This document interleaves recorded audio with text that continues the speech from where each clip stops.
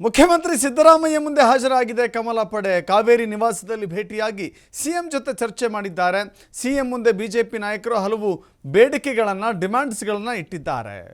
ಬಿಜೆಪಿಯ ರಾಜ್ಯಾಧ್ಯಕ್ಷ ವಿಜಯೇಂದ್ರ, ವಿಪಕ್ಷ ನಾಯಕ ಆರ್ ಅಶೋಕ್ ನೇತೃತ್ವದ ನಿಯೋಗ ಭೇಟಿಯಾಗಿದೆ. ಇದೊಂದು ಅಪರೂಪದ ಪ್ರಸಂಗ.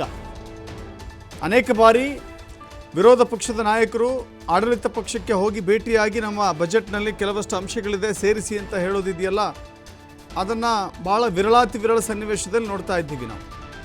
ವಿಜಯೇಂದ್ರ ಮತ್ತು ಆರ್ ಅಶೋಕ್ ನೇತೃತ್ವದಲ್ಲಿ ಇವತ್ತು ಭೇಟಿಯಾಗಿದ್ದಾರೆ. ಗ್ರೇಟರ್ ಬೆಂಗಳೂರು ವಿಧೇಯಕ ಅನುಷ್ಠಾನ ಬೇಡ ಅನ್ನುವ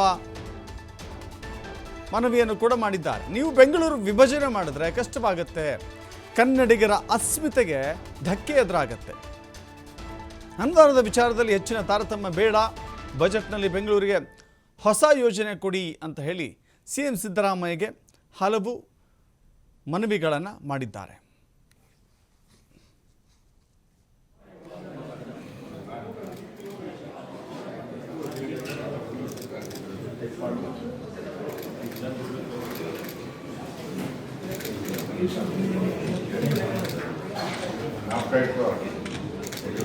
ಸ್ವಲ್ಪ ಕಡಿಮೆ ಮಾಡಿ ಎಲ್ಲ ಜಾಸ್ತಿ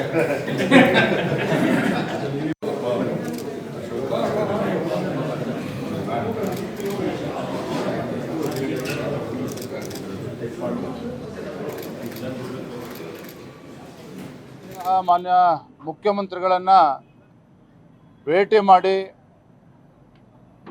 ಮುಂದಿನ ಬಜೆಟ್ನಲ್ಲಿ ಬೆಂಗಳೂರು ಮಹಾನಗರದ ಅಭಿವೃದ್ಧಿಯ ದೃಷ್ಟಿಯಿಂದ ಹೆಚ್ಚು ಅನುದಾನವನ್ನು ಶಾಸಕರುಗಳು ಅವರ ಕ್ಷೇತ್ರದ ಅಭಿವೃದ್ಧಿಗೆ ನೀಡಬೇಕು. ಮತ್ತು ಬಜೆಟ್ನಲ್ಲಿ ಹಿಂದೆ ಯಡಿಯೂರಪ್ಪನವರು ಮುಖ್ಯಮಂತ್ರಿಗಳಿದ್ದಾಗ, ಬೊಮ್ಮಾಯಿಯವರು ಮುಖ್ಯಮಂತ್ರಿಗಳಿದ್ದಾಗ ಪ್ರತಿ ಬಾರಿನೂ ಸಹ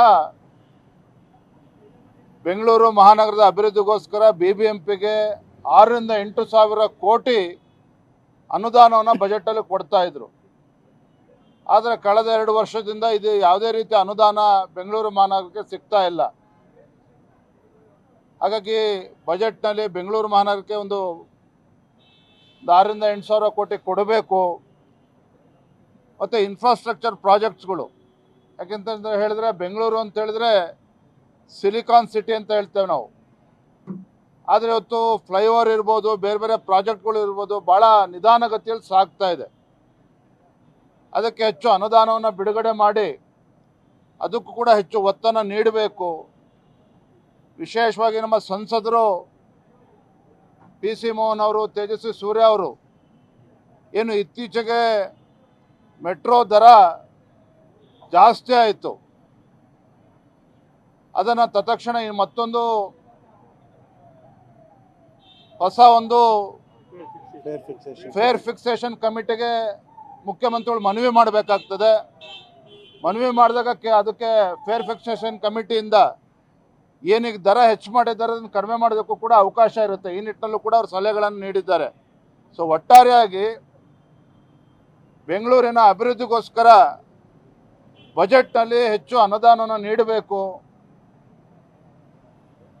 ಮತ್ತು ಮೊದಲ ಬಾರಿ ಗೆದ್ದಂಥ ಶಾಸಕರು ಆ ಕ್ಷೇತ್ರಗಳು ಕೂಡ ಅನುದಾನವನ್ನು ನೀಡಬೇಕು.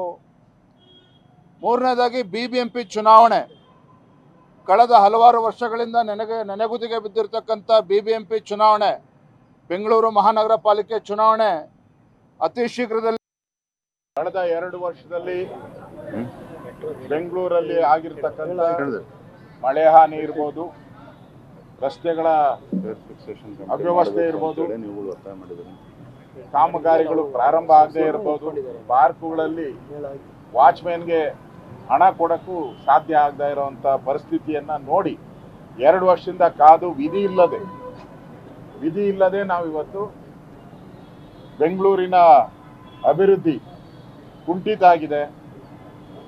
ಬೆಂಗಳೂರಿನ ಜನ ಶಾಪ ಆಗ್ತಾ ಇದ್ದಾರೆ. ಇನ್ನೊಂದು ಕಡೆ ಬೆಲೆ ಏರಿಕೆಯ ಬಿಸಿಯಿಂದ ಜನ ಬೆಲೆ ಏರಿಕೆಯನ್ನು ತಡ್ಕೊಳಕ್ಕಾಗದ ಪರಿಸ್ಥಿತಿಯಲ್ಲಿ ಅಭಿವೃದ್ಧಿನೂ ಕೂಡ ಕುಂಠಿತ ಆಗಿರುವಂಥದ್ದು 2 ವರ್ಷದಿಂದ ನೋಡಿ ಸಾಕಾಗಿ ವಿಧಿ ಇಲ್ಲದೆ ನಾವಿವತ್ತು ಮುಖ್ಯಮಂತ್ರಿಗಳನ್ನು ಭೇಟಿ ಮಾಡಿ ಅನುದಾನ ಕೊಡಿ, ಬೆಂಗಳೂರಿಗೆ ಅನುದಾನ ಕೊಡಿ, ರಾಜ್ಯದ ನಮ್ಮ ಎಲ್ಲ BJP ಶಾಸಕರೇನಿದ್ದಾರೆ, ಮೊದಲನೇ ಬಾರಿ ಗೆದ್ದಂಥವ್ರು, ಈ ಥರದವರು ಕೂಡ ಭಾಳ ಕಣ್ಣೀರಾಗ್ತಾ ಇದ್ದಾರೆ. ಇಡೀ ರಾಜ್ಯದ ನಮ್ಮೆಲ್ಲ ಶಾಸಕರು ಅನುದಾನ ಸಿಗ್ತಾ ಇಲ್ಲ ಅಂತೇಳಿ ವಿರೋಧ ಪಕ್ಷಗಳಿಗೆ ಅನ್ಯಾಯ ಮಾಡೋದು ಸರಿಯಲ್ಲ. ಇಡೀ ಸಮಗ್ರ ರಾಜ್ಯದ ಬೆಳವಣಿಗೆ ಆಗಬೇಕಾದ್ರೆ ಅನುದಾನವನ್ನು ಕೊಡಬೇಕು. ನಾವು ಹಿಂದೆ ನಮ್ಮ ಸರ್ಕಾರ ಇದ್ದಾಗ ಯಡಿಯೂರಪ್ಪನವರು, ಬಸವರಾಜ ಬೊಮ್ಮಾಯಿ ಇದ್ದಾಗ ಯಾವ ರೀತಿ ಅನುದಾನಗಳನ್ನು ಕೊಟ್ಟಿದ್ದೀರಿ ವಿರೋಧ ಪಕ್ಷಕ್ಕೆ ಅನ್ನೋದನ್ನು ಹೇಳಿದ್ವಿ. ನಾವು ಬೈರ್ತಿ ಸುರೇಶ್ ಮಂತ್ರಿ ಆಗಿದ್ದಾರೆ, ಸಿದ್ದರಾಮಯ್ಯನವ್ರು ಫೋನ್ ಮಾಡಿದಾಗ ಅವ್ರಿಗೆ ವರ್ಷಕ್ಕೆ 100 ಕೋಟಿ ರೂಪಾಯಿ ಅನುದಾನ ಕೊಟ್ಟಿದ್ದೀರಿ, ನಾವೇ ಕೊಟ್ಟಿದ್ದೀವಿ. ತಾರತಮ್ಯದ ಪ್ರಶ್ನೆನೇ ನಾವು ಮಾಡಿಲ್ಲ. ಈಗ ತಾರತಮ್ಯ ಯಾಕೆ ಮಾಡ್ತೀರಾ? ಅನುದಾನವನ್ನು ಕೊಡಿ.